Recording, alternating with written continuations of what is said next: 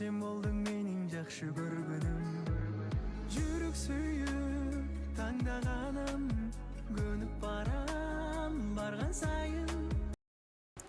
Азыр Биржан не кылып жүрөт? Азыр Биржан депрессиядан оңолуп, эми күз келип, сүйүү кайра мындай вдохновение берип, дем берип, күч берип, эми кайра жаңы ырларымды творчествомо башкача деген көз карашпен, профессионалдуу түрдө көз карашпен карайын деп ошо аракет кылып, иштеп кылып жүрөбүз.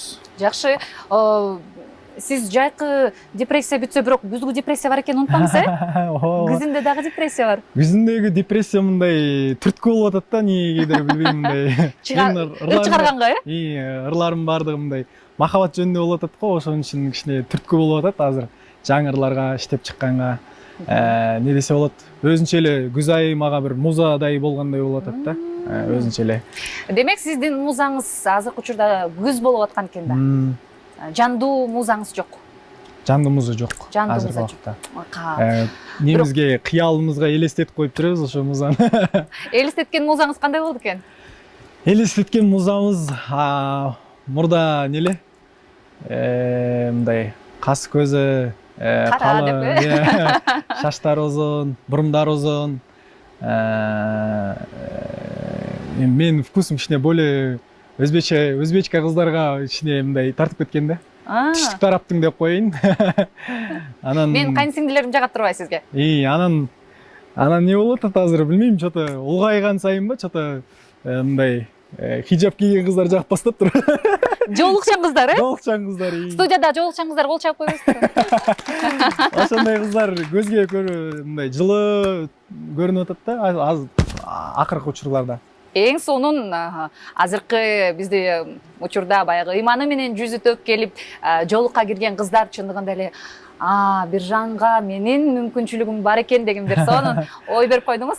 Студент кезинде официант болуп да иштеп көрдүм, даярчы. Анан бир момент таксовать этип да көрдүм. Таксист болдуңузбу? Таксист болдум. Биржан Байбол таксист болгонбу?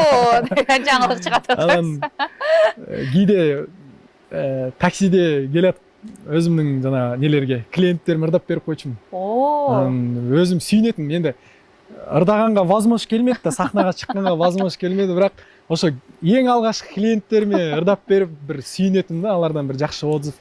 Биз эми творчестводо адамдар внимание жакшы көрүшөт го. Ошо внимание жетишпей ушинтип жүргөн кездерде ырдап берип койчумун да. Нени магнитофон дасын басып коюп. Анан карантин болду. Карантинге чейин мен жана таксисттен кийин өзүм аракет кылып тапкан акчаларыма ыр жаздырып көрдүм. Клипте да көп нерсе кыйыныраак болуп калды. Ылдыйга кетип бараттым да. Даярчы болдум, машина алдым, таксист болдум. Анан өйдө кетишим керек эле, бирок спонтанно мындай ылдыйга кетип калдым да, стройка менен.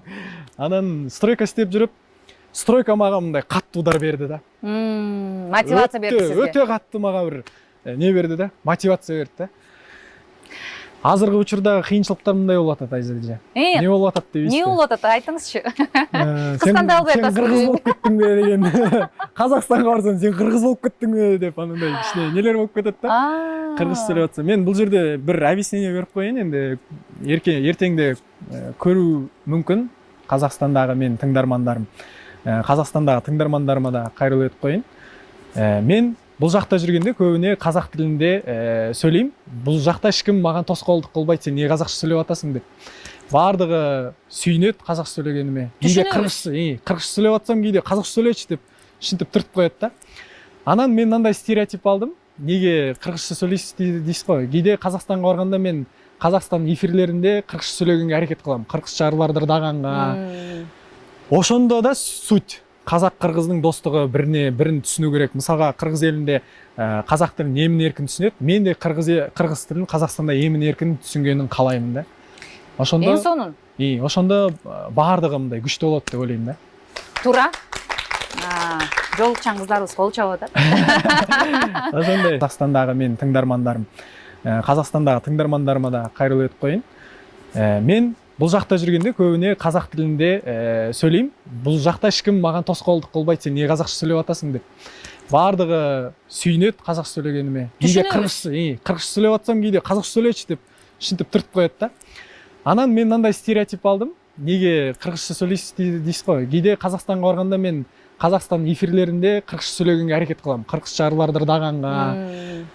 Ошондо да суть. Казак кыргыздын достугу бирин түшүнүү керек. Мисалга кыргыз элинде казак тилин эмин эркин түшүнөт. Мен де кыргыз тилин Казакстанда эмин эркин түшүнгөнүн каалайм да.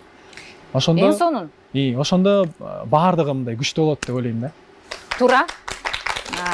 Жолукчан кыздарыбыз кол чабып атат. Ошондой. Бирок мындай да, мынакей сиз айтып атпайсызбы? Кыргыздын жүзгө басар Манас эпосундагы жазган, китепке түшүргөн Шокан Валиханов. Казак элинин окумуштуусу. Мынакей, бул биздин кыргыз менен казакты айырмалай албайбыз. Ортобуздагы котормочусуз, бири-бирибизди түшүнөбүз. Бири-бирибиздин чыгармабызды кыргыз ырдайт, казак ырдайт. Ошон үчүн мында бир кандайдыр бир мандем издеп, күнөө издеп, сен кыргыз болуп кеттиң деп айткан туура эмес. Бул болгону эки элдин ортосундагы от чапкысы келет. А бирок сиз аны ойлонбоңуз. Ооба. Достук көпүрө болуңуз. Шүгүр. Рахмат чоң. Кыргыз тили бизге мисалга сиздерге казак тили мындай жагымдуураак келет го. Ооба. Бизге деле ошондой көрүнөт. Мен бала күнүндө кыргыз кинолорун көрүп өскөм да, мисалга. Министрдин кызынын махабаты, дагы не кино бар эт? Соң көл бер. Апамдын махабаты деген бар эле. Кызды алып качып кетет го жана неге алып? Боз салкын. Боз салкын, ошол кинону көргөнбүз. Анан дагы көп толтурады, эстей албай атам да көбүнүсүн, ошондой. Жакшы, анан эми бул суроону бербей койсом, Майзада бербей койду деп ойлойт. Өзүңүз деле түшүнүп атсаңыз керек. Азыркы учурда Биржан Байбол менен Нурайымдын мамилеси кандай? Эми бул суроого мындан ары эч ким сурабай эле койсун деп коеюн. Урматтуу журналисттер көрүп атсаңыздар. Мындан ары бүгүн ошо чекит коебуз. Полный бүтүрүп койгон ниет кылып жүрөм. Журналисттер көрүп атсаңыздар. Мындан ары бүгүн ошо чекит коебуз. Полный бүтүрүп койгон ниет кылып жүрөм. Мен ыраазымын. Әрине сөзсүз түрдө аны эч кимге жашырбай эле айтам. Әуелі Алла, одан кейін Нурайымдың арқасында кыргыз элине ушунча кеңинен таралдым. Бирин-бирибизге себепкербиз да. Терең ыраазычылыгымды билдирем. Эч кандай жаман ниетим, жаман арам оюм эчтекем жок. Ошо мен бул темада жооп мындан ары мындай жооп бергиңиз эч жерде жооп бергим келбейт. Эң башкысы мен ниетим жакшы, ыраазымын. Эч кандай менде жанагындай ичинде калып кеткен таарыныч, болмаса көрөмачылык эчтеңем жок. Ыраазымын, шүгүр мына жаркырап жүргөнүм ошо бирден бир себепкер ошо карындашыбыз. Ошон үчүн терең ыраазычылык билдиребиз. Чоң рахмат. Ушул суроо үчүн эле чакырганбыз. Бара берсеңиз болот деп койбой. Тамаша. Красавчик, аябай сонун ырдайт. Бирок спорт тармагынан кандай болду экен? Бывший спортсменмин да мен. Кайсы Дзюдоистмин да. Анда дзюдоист болсоңуз, биздин жанагы Елдос байкемиз бар го, Елдос Метов. Ошол кишинин школасындабыз да биз. Анда мага отжимание жасап бериңиз. Канча жасап керек? 30 да? 30-ду. Өзүңүз санайсызбы же? Ооба. Кеттик анда эмесе. Даярбызбы? 1, 2, 3, 4, 5, 6, 7, 8, titrep, 9, 11, 12, titrep, 13, 14, 15, 16. Мен де бывший спортсмен деп кыйып алдым деме. 17, 18, 19, 20, 10 kaldı, çıtap koyunuz. 21, 22, 8 kaldı. 23, 23. 24 oldu. Gülküm geliyor. 25, 26, 26.